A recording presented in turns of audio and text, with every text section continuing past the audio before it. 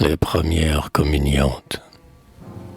Au jour pascal, quand le ciel est d'azur, oh cet azur d'avril qui n'est pas encore sûr, apparaissent les premières communiantes. Cloches de mousseline, robes bouffantes, qui cheminent. Elles vont, cloches d'innocence, en de si blancs, si vaporeuses à tour. Elles ont l'air de rentrer d'une absence, de sortir d'une tour, parmi la brise anémiante, dont la langueur s'apparaît à la leur. Première communiante, cloche s'agglomérant en robe de pâleur.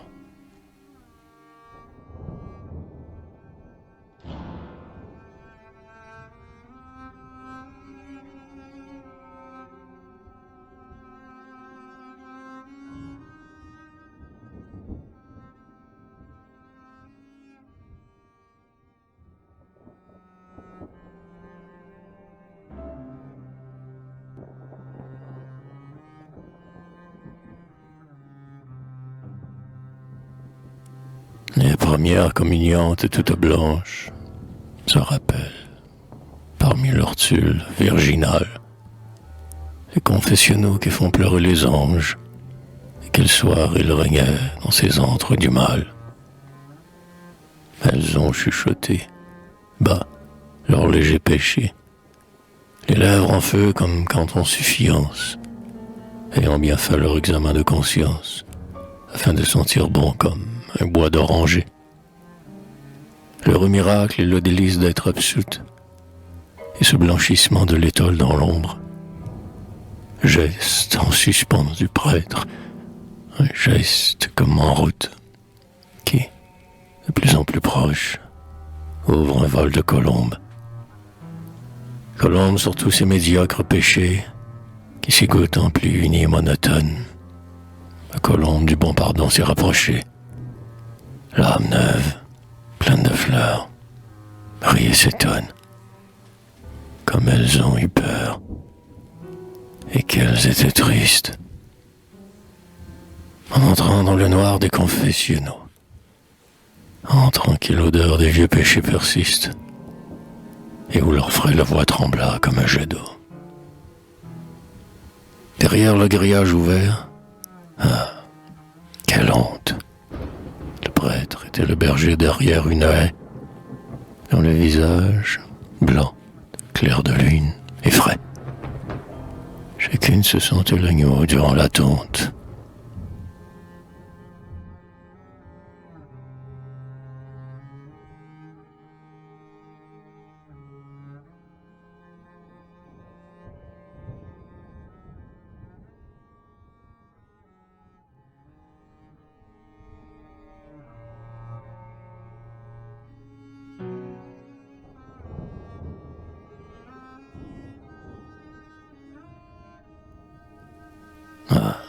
Ces grâces du blanc qui ne durent qu'un jour.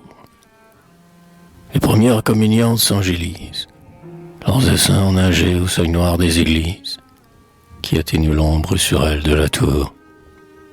Car tout leur tulle est si sensitif, et leur voile, que c'est assez de l'ombre grise d'un clocher, pour abolir leur joie et les effaroucher. Une brume suffit pour que pleure une étoile. C'est grâce du blanc qui ne dure qu'à peine. C'est la grâce des fleurs d'avril dans les vergers. On dirait un concile au milieu de la plaine, des vierges frissonnant sous des tulles légers. Le vent joue et chantonne, il croit que c'est dimanche. À voir dans les vergers, comme assises en rond, toutes ces floraisons d'arbres en robe blanche. C'est grâce du blanc qui tous se faneront. C'est la grâce de la brume sur un étang que le matin avait vêtu de mousseline, comme pour une approche aussi un peu divine. Éphémère parure, les tours inconsistants. Bientôt la brume cesse, et l'eau qu'elle a quittée s'apparaît solitaire et comme dénudée, blanc vêtement qu'était pour elle le brouillard. La voici qui déjà s'envole, si filoche, et va finir où finissent les sons de cloche. C'est grâce du blanc, bref comme un départ. c'est la brièveté sur les vitres du givre, ne durant que le temps d'une nuit de Noël, frêle bouquet captif, impatient du ciel, que vite le matin, plein de soleil, délivre.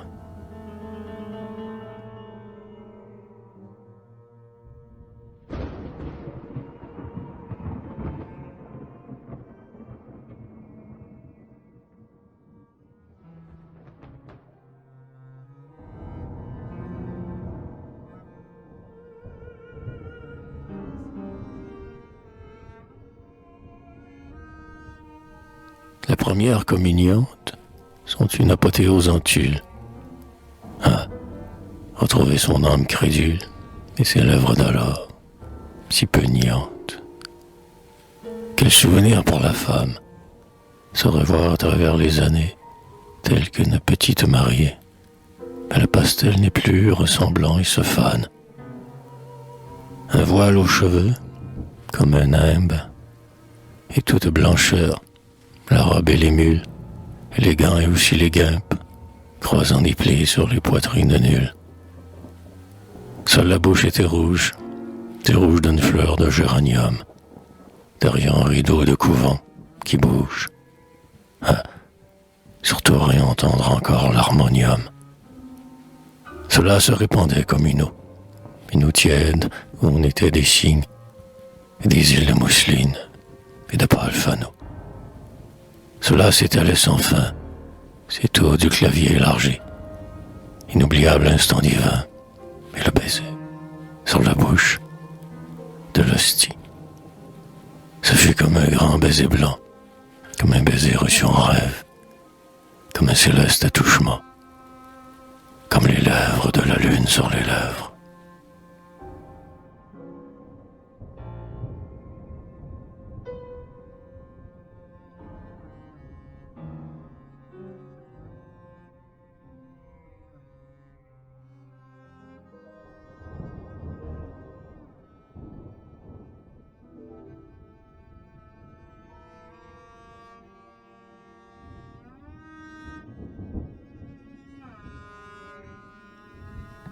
Extase d'un dimanche d'avril à Malines, avec des communiantes dans les berlines.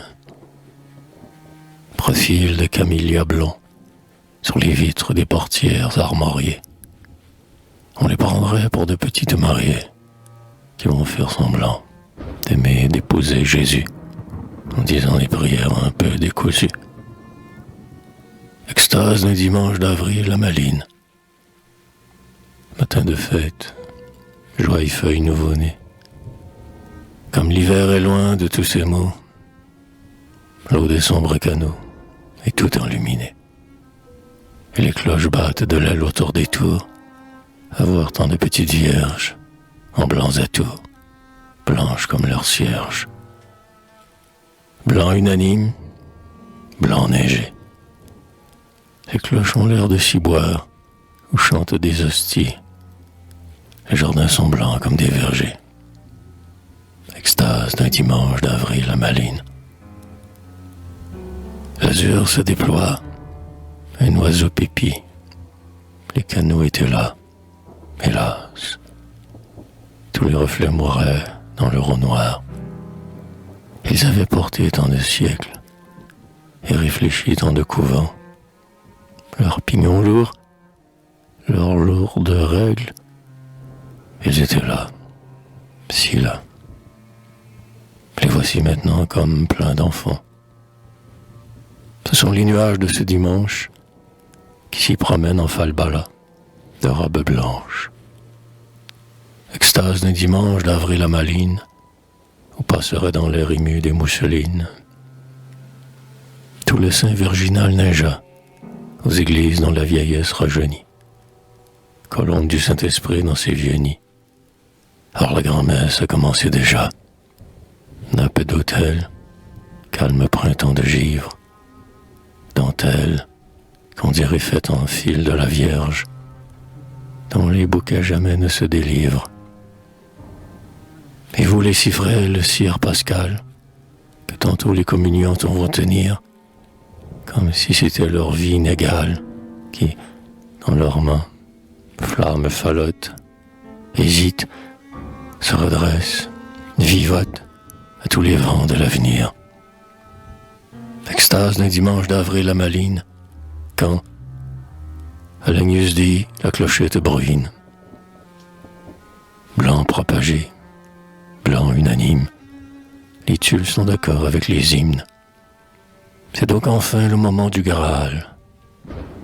C'est le moment enfantinement nuptial, marche rythmique, pantomime, processionnellement et presque sans oser. Elles ont un air de victime, à marcher vers le banc, les doigts juxtaposés, et ce pas au pain, azime, écarquillant leur bouche comme un baiser. Extase d'un dimanche d'avril à Malines. Journée unique, silence attiédi, les cloches, dans l'air, comme blanches, cheminent. Et la si calme fin de cet après-midi, et le si calme soir, où les signes des canaux noirs, les nuages en draperie, les floraisons, les sonneries, les premières communiantes, parlent encore, le soir, d'être sortis à jeun, se confondent dans les sombres unifiantes et ne font qu'un.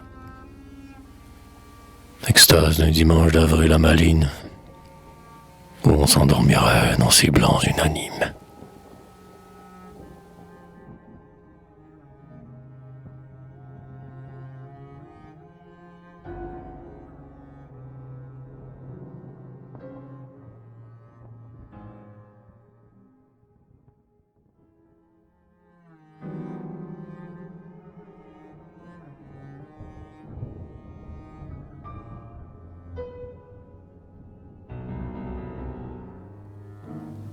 Les communiantes s'en sont allées, comme de blanches allées. Frileuses, elles n'ont resplendi qu'un matin, sur le frêle que les plus doux vents désajustent. De la blancheur qu'ont en avril d'humbles arbustes, on eût dit tout à coup voir marcher un jardin. Les communiantes s'en sont allées, on les suit comme des allées. Sur les vitres de la maison où il faut vivre, et dont depuis longtemps s'est fané tout l'azur. Elles sont ces grands lits et ces palmes de givre, damassant un moment les carreaux trop obscurs. Frêle bouquet d'hiver, que si peu persévère, et font vite et s'achèvent en larmes sur le verre. Les communiantes en sont allées, comme des vitres dégelées. Elles étaient les purs reposoirs de l'hostie, blanches, malgré l'ombre sur elles de la tour. En s'attardant sur le parvis, à la sortie, les cloches chantaient doux, si doux en ce beau jour. Les communiantes s'en sont allées.